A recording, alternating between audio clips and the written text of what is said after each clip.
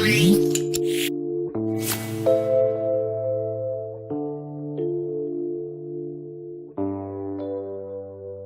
friends, I've spent 20 plus years supporting students, teachers, and school leaders across classrooms, schools, and districts. They can be tough, especially in Title I schools and self-contained classrooms. I have so much respect for educators, and I truly believe that they are the backbone of our nation. But they need help. If you are an educator who is struggling to motivate your students, please stick with me for a minute so I can explain the difference between rewards and reinforcers so you can figure out how to leverage the power of positive reinforcement to bring out the best in your students. I've seen and heard a number of educators say something along the lines of, "I'm using positive reinforcement, but it's not working. My student is still misbehaving." Now, while positive reinforcement can't not work, I understand what they mean, because essentially they've likely provided the student with some sort of reward like a tangible, edible, or perhaps verbal praise. But they aren't seeing the desired change in behavior. In this case, the well-intended reward was not a positive reinforcer. The only way to determine if a reward is actually a positive reinforcer is by its impact on behavior. A positive reinforcer is an event that occurs after a behavior, and as a result of something being added, the behavior is likely to occur again in the future. For example, if a teacher praises a student for raising their hand and they raise their hand again in the future because of the praise, then the teacher's praise likely served as a positive reinforcer for the behavior of hand raising. Basically, if something is produced that is valued or enjoyed after engaging in a behavior, your student is likely to engage in that behavior again. But if the reward doesn't strengthen or increase the future occurrence of the behavior, then no matter how well intended, it is not a reinforcer. Some people believe that students shouldn't have to receive positive reinforcers for engaging in school-related activities. Essentially, they should want to learn. Moreover, some people believe that conditional rewards and reinforcement are bad. In my eyes, that's like saying teachers shouldn't get paid.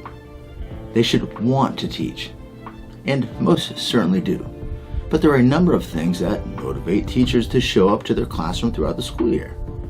Student learning being a major one, a paycheck for most another. But back to the student.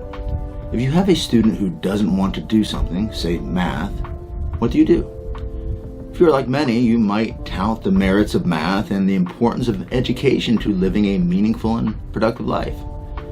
If that doesn't work, you might then remind the students of their grades and the consequences linked to getting good or bad grades. And sometimes, this might work.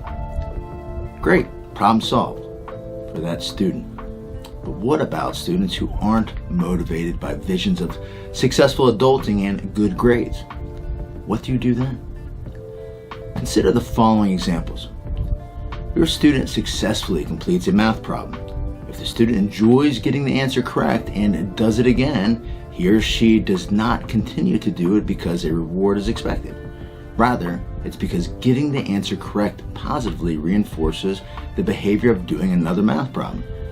In a very real sense, the reward is embedded in the task, what some call intrinsic motivation, or what we call naturally occurring reinforcement, as the reinforcement is directly linked to, embedded in, or otherwise intrinsic to the task itself. It's not within the student, it's in the task. At any rate, naturally occurring reinforcement for desirable behavior is the gold standard. As a behavior analyst, it is our goal to get behavior to be maintained by what is already naturally occurring in the environment. In this case, doing math because it produces meaningful outcomes for them in some way.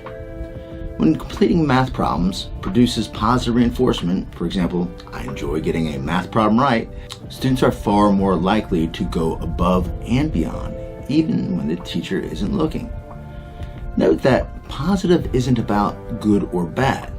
Positive simply means something is added as a result of a behavior. In this case, a correct answer. But let's take the same example. What if the student doesn't enjoy getting math problems correct, but still engages in the act of completing math problems? Well, the naturally occurring reinforcement is likely occurring in the form of avoiding bad grades or other things they might consider aversive. In this case, the student will do just enough to get by or behave in ways that get them the grade that keeps them out of trouble. For example, if they're avoiding being grounded and a parent is content with a C, then a C is what the student will strive for. If it's a B, then that will likely be the criteria, and so on. We call this type of reinforcement negative reinforcement, as behavior occurs to avoid or subtract something. Under these conditions, people tend to do just enough to get by, like taking aspirin to remove a headache. You likely take just enough and only long enough to remove the aversive stimulus, which is the headache. Or what about when you do the speed limit when coming to work? Are you engaging in that behavior because you really enjoy the sights and sounds of your trip to your job? Probably not. You've done it a bunch of times. If you are like me, you are doing the speed limit to avoid getting a ticket. And you probably do just enough to avoid it while being very mindful of your behavior of doing the speed limit when law enforcement is present. But as soon as they are in the rearview mirror, you are probably pushing the speed limit again. However, if you are on a vacation in a beautiful location, you might actually drive below the speed limit because of the beautiful sights and sounds you are experiencing. In this case, something is added, i.e. sights and sounds, as a result of you doing less than the speed limit. Ultimately, you don't want to be standing over students and getting them to work for fear of consequences. Ideally, engaging instruction presented at a level that creates a positive challenge for the student produces the optimal outcomes and is the first line of defense against behavior problems.